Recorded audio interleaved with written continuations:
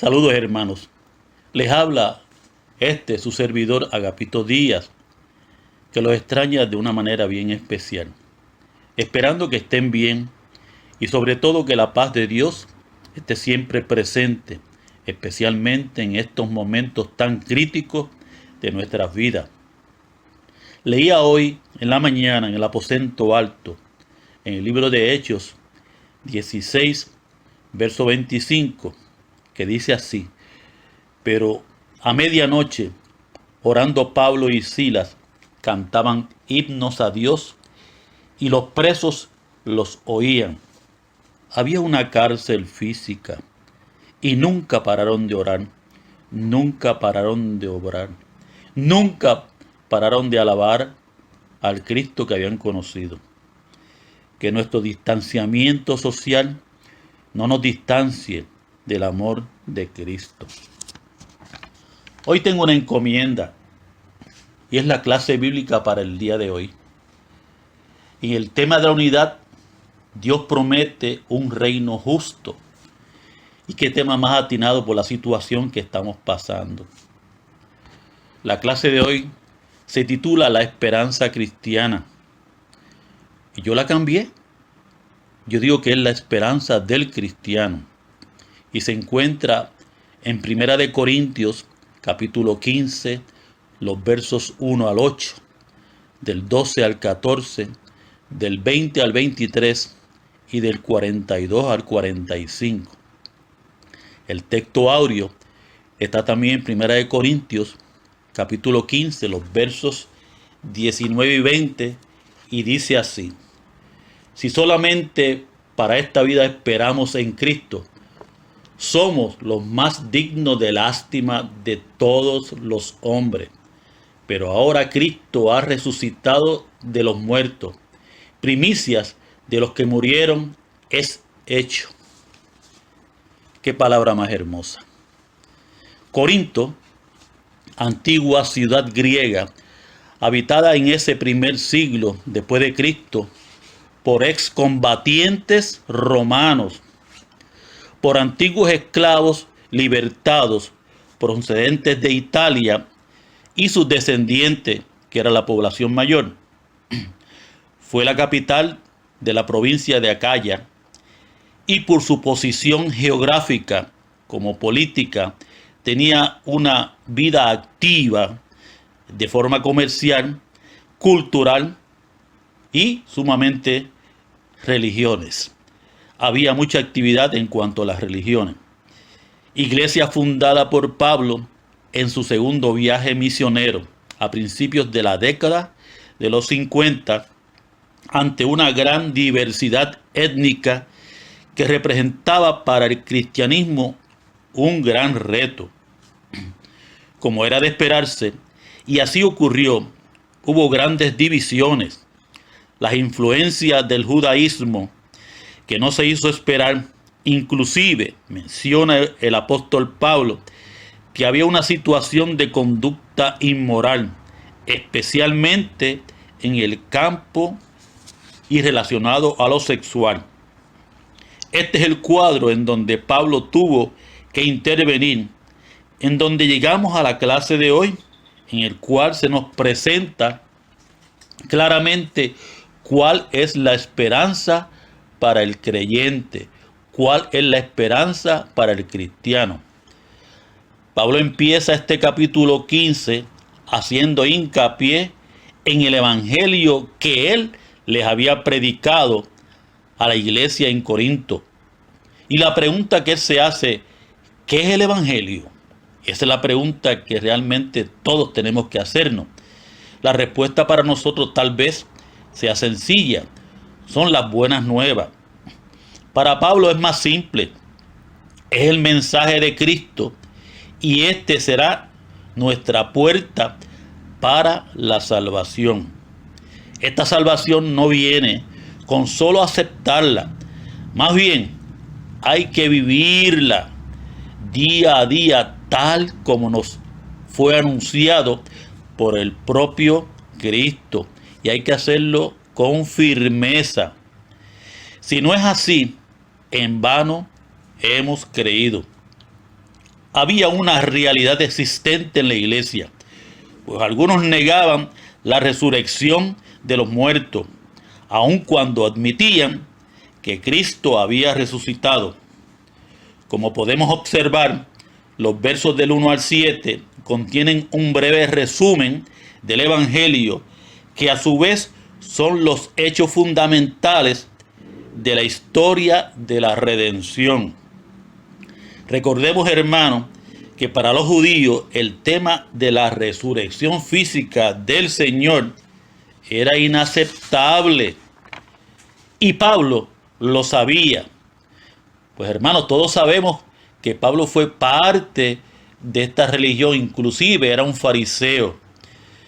Y obviamente él entendía la situación que existía con aquellos judíos que negaban de cualquier forma la existencia de que Cristo hubiese resucitado.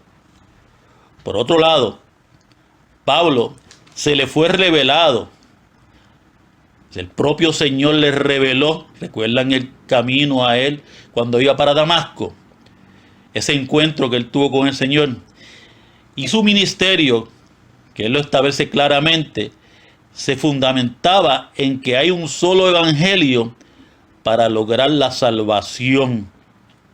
Cristo murió y resucitó, ¿para qué? Para redimirnos de nuestros pecados. Para nosotros los creyentes cristianos, hoy celebramos Domingo de Resurrección. Mi hermano, yo considero que es el día más importante en la vida de cualquier cristiano y es la parte más importante de las buenas nuevas del Evangelio. Pero Pablo nos las pone bien difícil. Como verán en el verso 13, Pablo menciona, si los muertos no resucitan, entonces tampoco Cristo resucitó. Y el verso 14, y si Cristo no resucitó, el mensaje que predicamos no tiene ningún valor y tampoco valor alguno tiene la fe. Pablo en esta carta a los Corintios nos confronta una y otra vez más que esa no es la realidad. Lo cierto es, hermano, que Cristo ha resucitado y Él fue el primero en resucitar. Así como expresa Pablo, en Adán todos mueren. Y cuando habla de que en Adán todos mueren, se refiere al pecado. Entendamos que el primer hombre que pecó fue Adán. Por lo tanto, uno muere por medio del pecado. Pero también Pablo expresa que así también en Cristo todos tendrán vida y vida eterna. Hermanos, Cristo garantiza con su propia resurrección la resurrección de los demás. Qué interesante. Cristo garantiza con su propia resurrección la de los demás. ¿Y cuál, hermano, es la esperanza cristiana? Esa pregunta nos la hacemos muchas veces. ¿Y cómo es que van a resucitar los muertos? Otra pregunta que también permea en nuestros corazones. Pablo dice en el verso 36, vaya pregunta tonta. Cuando yo leí este verso realmente me dio hasta cierto punto gracia, ¿verdad? De la forma que Pablo lo expresa. Y Pablo lo expresa de esta forma. Cuando se siembra la semilla, la misma tiene que morir para que tome vida la planta. Fíjense, tiene que morir para que tome vida la planta. Y la planta es la que va a dar el fruto. Asimismo, Pablo nos describe la resurrección de los muertos en los versos 42 al 44, en los cuales los invito a leer y meditar en ellos. Verdaderamente el hombre es como la semilla. Tiene que morir su cuerpo físico. ¿Para qué? Para que tenga la nueva vida. Y es lo que Pablo establece. En Génesis 2:7, la palabra nos enseña cómo el hombre se convirtió en un ser viviente. Ustedes saben que el Señor tomó del polvo, hizo al hombre, y sopló y le dio aliento de vida, ¿verdad? Y este fue el primer hombre, refiriéndose al primer Adán. Pero el último Adán, donde Pablo establece claramente que se refiere a Cristo, se convirtió en espíritu, y que este espíritu es el que da vida. Todos entendemos que se refiere a que Cristo estuvo presente como hombre en la tierra, padeció, murió, pero al tercer día que resucitó, y resucitó para darnos vida. Por su muerte hemos recibido perdón, y además de perdón, esperanza de una vida eterna en Él. Por su resurrección tenemos la oportunidad de vivir una vida plena, una vida firme, una vida constante en el tiempo que estemos aquí sobre la tierra. Esa es la oportunidad que el Señor nos da. Pablo verdaderamente nos establece claramente que nuestra fe está basada precisamente en esa resurrección, y que todo realmente lo que tenemos que buscar es precisamente encontrarnos en esa resurrección con Cristo Jesús. Mire lo que dice Pablo en Filipenses capítulo 3, versos 8 al 11. Considero como pérdida todas las cosas en comparación con lo incomparable que es conocer a Cristo Jesús, mi Señor.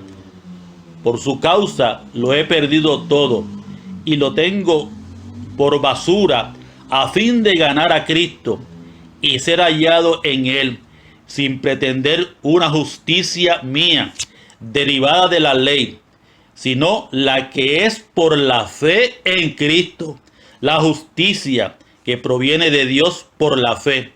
Anhelo conocerlo a Él y el poder de su resurrección, y participar en sus padecimientos, para ser semejante a Él en su muerte, y de alguna manera me encontraré en la resurrección de los muertos. Esa debe ser la finalidad de cada uno de nosotros.